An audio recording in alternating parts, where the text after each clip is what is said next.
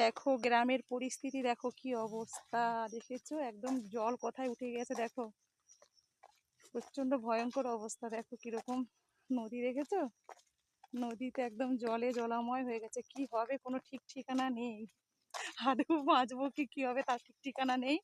একদম জল ভর্তি হয়ে গেছে, চারদিক ভেঙে যাচ্ছে। দেখো জাস্ট তোমাদের দেখানোর জন্য কিন্তু এসেছি, হ্যাঁ জলটা দেখানোর জন্য। ইন্ডিয়াতে এসে গ্রামে এসে পুরোপুরিভাবে ফেঁসে গেছি। দেখো না, না নেট পাওয়া যাচ্ছে, নেট প্রবলেম, সব কিছু প্রবলেম হচ্ছে। তো দেখো জল থই থই করছে, এখন লাগাতার বৃষ্টি হবে। তো এটাই জানা গেল এখন গ্রামে বসে বসে।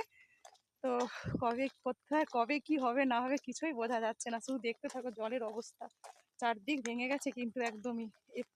এই নদীগুলো একদম শুকনো ছিল, এখন দেখো জলে জলাময় হয়ে গেছে। একদম সামনে থেকে দেখো, ঠিক আছে সামনে থেকে দেখাচ্ছে, একদম বলছে তো পুরো চারদিক ভেঙে যাবে। ওইটাই মানে প্রচন্ড ভয়ঙ্কর অবস্থা। খুবই টেনশনের মধ্যে রয়েছি আমরা গ্রামে। আশা করি আমার মতো সবাই যারা গ্রামে রয়েছে সবাই টেনশনে রয়েছে। দেখো জলের অবস্থা দেখো একদমই। ঠিক আছে চলো রাখছি, আর কি বলবো, একটু দেখিয়ে দিলাম যে গ্রামের পরিস্থিতিটা কেমন।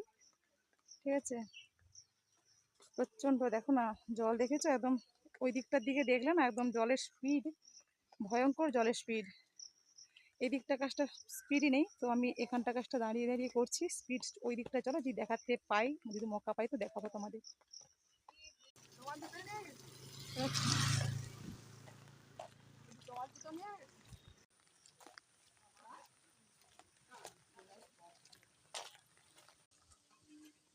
বৃষ্টি হচ্ছে, চলো এখন রাখছি। তো